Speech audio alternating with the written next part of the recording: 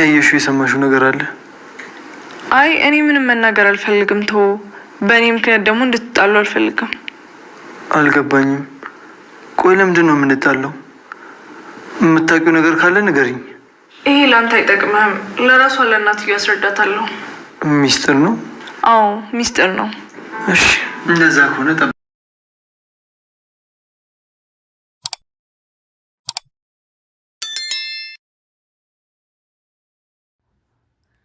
ዛሬ ቤዛ ወደ እነ ባርኮቴ ቤት ትልቅ ችግር ይዛባቸው መታለች። ተንኮልና ሸር ከፍቅር የበለጠች ናት። አሰላሙ አለይኩም ወራህመቱላሂ ወበረካቱ። ሰላም እንዴት ናችሁ? በአለም ዳርቻ የምትገኙ የነጆም ኩኪንግ ቤተሰቦች ዛሬ ይዤላችሁ የመጣሁት ሰራተኛዋ አደይ ክፍል 45 ነው። ላይክ፣ ሸር፣ ሰብስክራይብ በማድረግ እስከ መጨረሻው አብረውኝ ቆዩ። ቤዛ ዛሬ ድፍረቷ እኔ ምንም እዚህ ቤት እየተመቸኝ ስላላደለ ወደ ኤላ ቤት መሄድ አለብኝ ብላለች። ኤላ ደግሞ ድንገት ቤዛን በዛው ሰላም ልበላት ብሎ ወደ ቤት ስለመጣ ስላገኘው ደስ ብሎኛል ኤላ፣ ስለዚህ አንተ ጋር መሄድ ይችላሉ በማለት ትጠይቀዋለች። ምንም ችግር የለውም ይላታል። ለምለምንም ለሊ አንቺን ብትሆኚ ወደ ቤት መሄድ አለብን ይላታል። ሊዲያም እኔስ መምጣት እችላለሁ ትለዋለች። ከአንቺ በስተቀር ሁሉም ሰው ወደ እኔ ቤት መምጣት ይችላል ይላታል። እና ደህናውኑ በማለትም ትቶ ይወጣል። ቤዛም ኤላን ተከትላ ወጥታለች። ለምለምም በጣም ተናዳለች። ፍቅርም ዛሬ ቤቱን የሚበጠብጠው ሁሉንም ችግር የሚፈጥር ሰው አንጥታለች እና ሁሉንም ነገር ለሱ አስረድተዋለች። አደይን ያልኩህን ማድረግ አለብህ፣ ለምለምንም ሁሉንም በቃ ይሄን ማድረግ አለብህ። አንደኛ ስራ አደይን ከቤት እንድትወጣ ማድረግ ነው። ከዴብም ከባርኮትም እንድትርቅ አደይን በፍቅር ማጥመድ አለብህ ትለዋለች ፍቅር። ሊዲያንም እንደዛ ሁሉንም ሴራ ሸረባባቸዋለች። ባርኮትም አደይ ይቅርታ አድርግልኝ፣ በቃ ያኔ ምን መወሰን እንዳለብኝ ምንም አላውቅም። አሁንም በጣም ግራ የተጋባሁ ሰው ሆኛለሁ እና ይቅርታ አድርግልኝ፣ አሁንም እወድሻለሁ ይላታል። አይ አንዴ ልቤን ሰብረኸዋል፣ ድጋሚ መመለስም አትችልም በማለት ትታው ትሄዳለች። ፍቅር ያመጣችውም ልጅ አደይ አቤት ቡና አፍሊልኝ እሺ ብላው ትሄዳለች። እሱም ወደ ክችን ተከትሎ ሴራውን ለመስራት ይሄዳል። አደይ ግን የዋዛ ስላላደለች በጥፊ ትለዋለች።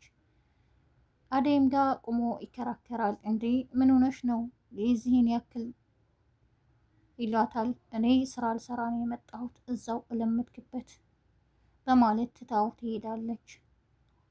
ቀጥሎ ደግሞ ያው የታዘዘውን ለማድረግ ወደ ለምለም ይሄዳል። ለምለምም ጋር ሄዶ ይህንኑ ጥፊ ያስተናግዳል። እንዴ የዚህ ቤት ሴቶች ምንም አልተቻሉም፣ እኔ ሊዲያ ብቻ ናት የተመቸችኝ በማለትም ይነግራታል። ሊዲያ ሚስጥር እንዳታስወጣ ነግሬሃለሁ፣ እሷ አንድ ላይ እንሰራና የራሷ ካልሆነላት ሚስጥሩን ሁሉ አውጥታ ትናገራለች እና ደግሞ ለሰው ግድ የለሽ ናት በማለትም ትነግረዋለች። ዴቭም ከአደይ ጋር ያወራል። ድንገት ፍቅር ትመጣለች። እንዴ አደይ ምን ልታደርጊ ሰው ክፍል ትገቢያለሽ? ከዚህ በኋላ ሰው ክፍል እንዳትገቢ በማለት አደይን ታመናጭቃታለች። ዴቭም እንዴ ምን አገባሽ አንቺ ራስሽ ክፍሉን ለቀሽ ውጭልኝ በማለት ይጮህባታል። ቤዛም ከኤላ ጋር ቁጭ ብላ በቃ ለምን ነበር ሄድሽው በማለትም ይጠይቃታል። እሷም በውስጧ የያዘችው ተንኮልና ሴራ ስላለ በቃ የሆነ በውሸት ያልሆነችውን እንደሆነች እየነገረችው ነው።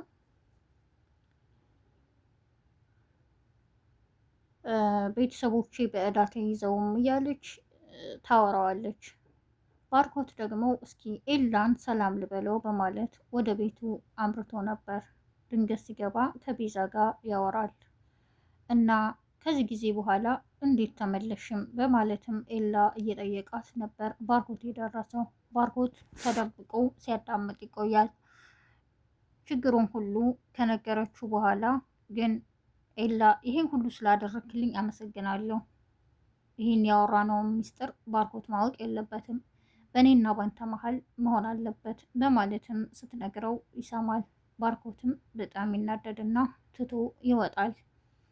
መንገድ ላይ እየሄደ ሳለ ለምለምን ያገኛታል።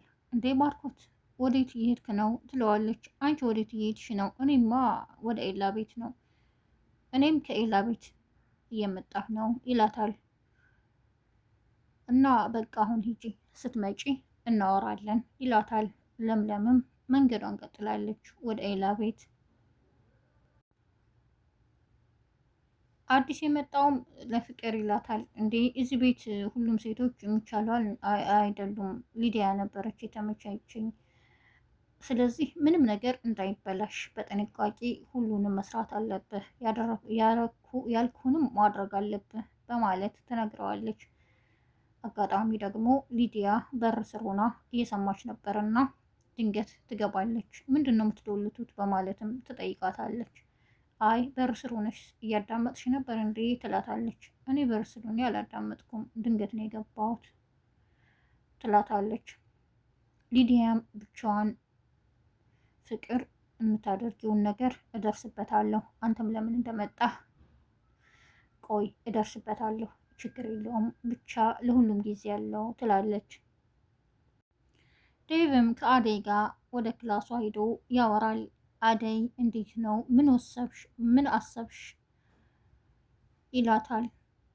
እኔ ፊትህን ሳየው ልክ አይደለም፣ ጭራሽ ባርኮት እዚህ ቤት ከመጣ በኋላ ፊትህ ተቀይሯል ትለዋለች። አዎ ጥሩ አይደለሁም ይላታል።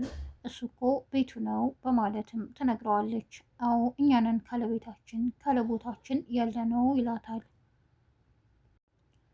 እኔ እዚህ ቤት ሁኜ ምንም ልቀየር አልቻልኩም፣ ሌላ ተጨማሪ ሰውም ነው የመጣብኝ፣ ስለዚህ በቃ ወጥቼ መስራት እፈልጋለሁ በማለትም ትነግረዋለች።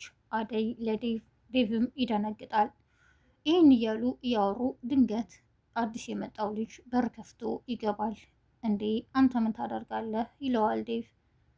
እኔ ምን አደርጋለሁ፣ አደይን ስራ ላዛት ነው የመጣሁት በማለትም ይነግረዋል። እሺ ምን ልታዘዝ ትለዋለች አደይ። ቡና አፍሊልኝ ይላታል። እሺ ችግር የለውም አፈላለሁ ብላ ተነስታ ትሄዳለች። ልጁም ወሬውን ይቀጥላል። ይኸውልህ ዴቭ ይቺ ልጅ የዋዛ እንዳትመስልህ በማለትም ይነግረዋል። ምን ማለት ነው? ስለማን ነው የምታወራው? ይለዋል። ስለ ሰራተኛችሁ ነው ይለዋል። የሆነች ሸፋፋ ናት ይለዋልም። አንተ ዝም በል ምንድን ነው የምትለው? ይለዋል። እሱ ፍቅር የነገረችውን ተግባር ለመተግበር ለማጣላት ተንኮሉን እየሸረበ ነው። ዴቭም በጣም ይናደድና ትቶት ይሄዳል። ቤዛም ማድረግ ያለባትን ሁሉ የሸረበቻትን ሴራዋን እያደረገች ነው። ኤላ ደግሞ ስለ ለምለም ጥሩነት እየነገራት ነው።